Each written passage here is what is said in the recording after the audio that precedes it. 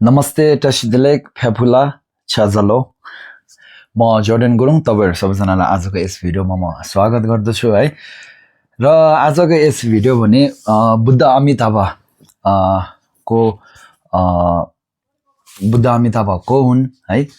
उहाँको पाठ कस्तो छ है उहाँलाई सम्झे के फाइदा छ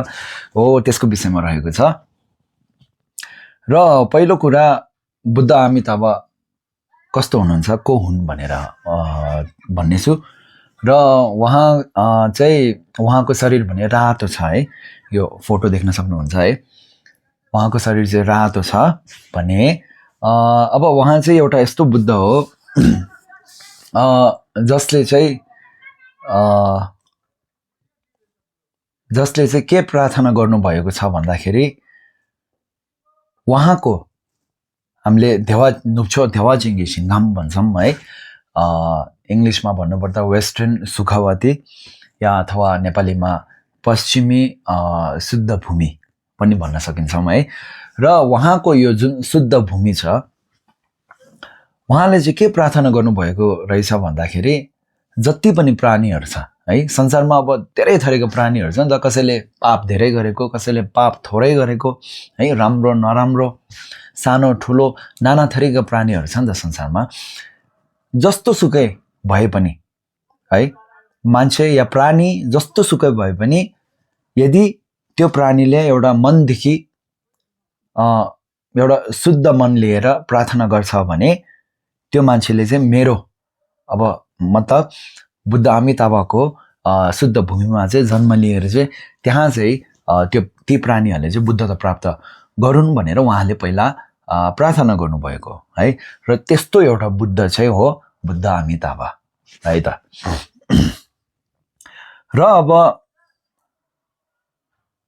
त्यही भएर चाहिँ अब बुद्ध अमिताभको यो पाठ हामीले राम्ररी गर्यौं अथवा उहाँलाई अब शुद्ध मन लिएर सम्झौं अथवा र यो जुन पश्चिमी शुद्ध भूमि भनिरहेछ नुप्छो देवाजिङ्गी सिङ्घाम भन्छ टिबेटनमा यसको गुण के छ भन्दाखेरि हैन अब यसको गुण चाहिँ के छ भन्दाखेरि अघि मैले भने चाहिँ जस्तो सुकै प्राणी पनि है चाहे अब मैले धेरै पाप गरेको होस् या मैले थोरै पाप गरेको होस् जस्तो सुकै प्राणीले पनि शुद्ध मन लिएर प्रार्थना गर्यो भने त्यहाँ जन्म लिन सक्छ त्यो चाहिँ पश्चिमी शुद्ध भूमि अथवा नुप्छो देवाजिङ्गी सिङ्घाम त्यसको चाहिँ गुण त्यस्तो छ है त हजुर र किन भन्दाखेरि अब यस्तो शुद्ध भूमि बुद्ध आफ्नो शुद्ध भूमि हुन्छ है र त्यो सबै शुद्ध भूमिमा चाहिँ हामीले जन्म लिन सक्दैनौँ है हामीमा पनि त गुण हुनु पर्यो है एउटा राम्रो जग्गामा जान सक्नको लागि हाम्रोमा पनि त एउटा राम्रो गुण हुनु पर्यो नि त हैन त्यसै गरी अब हुन त अब बुद्ध गौतम बुद्ध सिद्धार्थ गौतम बुद्ध जब 81 साल 80 साल 81 सालमा चाहिँ उहाँको उहाँले परिनिर्वाण प्राप्त गर्नुभयो है उहाँको अब देहान्त भयो र तर पनि अब महायाना भनौं अथवा के विश्वास गर्छौं भने यदि तपाईकोमा क्षमता छ भने तपाईले अहिले पनि तपाईको अगाडि बुद्ध देख्न सक्नुहुन्छ सिद्धार्थ गौतम बुद्ध देख्न सक्नुहुन्छ भनेर भनिन्छ यदि तपाईकोमा त्यो क्षमता छ भने अब हामी भनेको यस्तो एउटा प्राणी भयो कि मैले पहिले पनि भनेको थिएँ हामीले लाखौं करोडौं जन्म लिइसके यो संसारमा है र ती जन्महरू लिँदाखेरि हामीले कति पापहरू गरेका छौं कति अधर्म कामहरू गरेका छौं हैन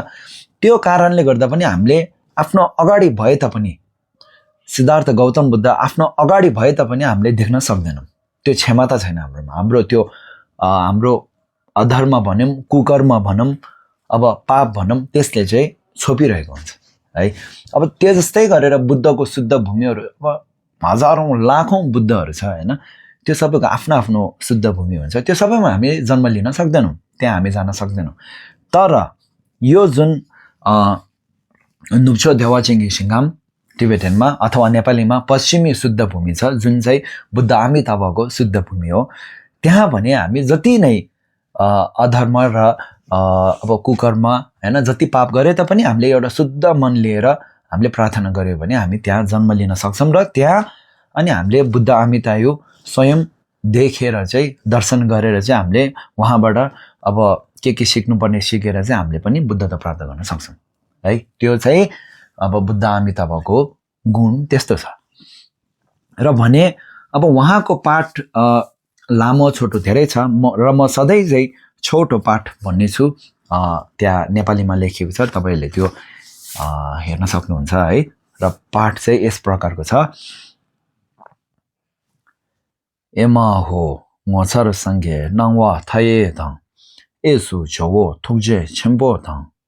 यन्दु सेम्बा थुजे थोपनामला संगे चांगसेम पाकमे खोर्गी कोर देगे मोचर पाक्दो मेबाई देवा चेंशे चावे सिंघम देर दागने दिने छेपे घिर्मा था केवा शेंगे बर्मा छेबारू देरो केने नंगथे शालथों शो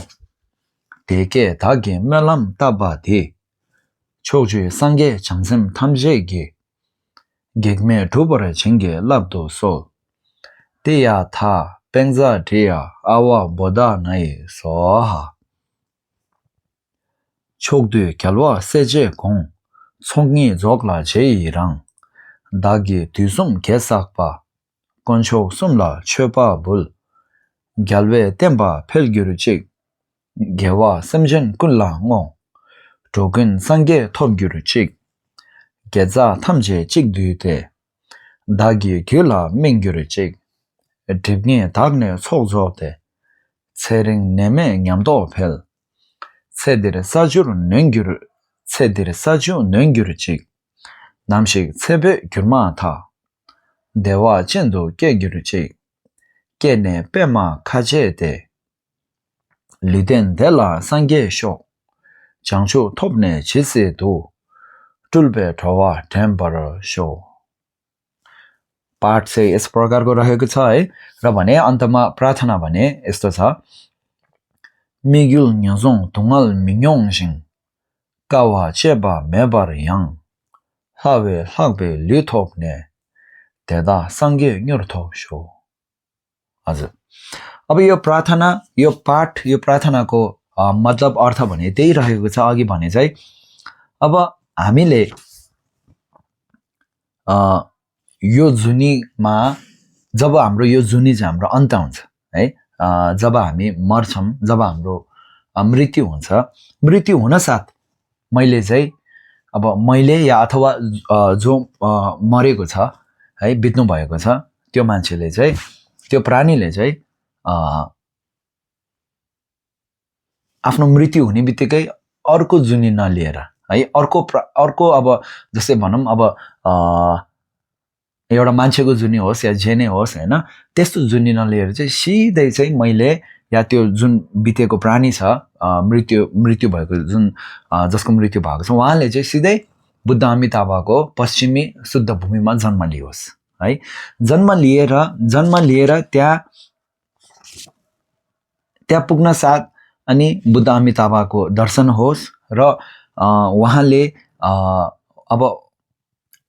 उहाँबाट के सिक्नुपर्ने के गर्नुपर्ने सबै गरेर चाहिँ ज्ञानहरू लिएर चाहिँ अनि सबै प्राणीले चाहिँ बुद्धत्व प्राप्त गरोस् भनेर चाहिँ त्यस्तो यो पाठमा लेखिएको छ है त। र यो चाहिँ थियो अब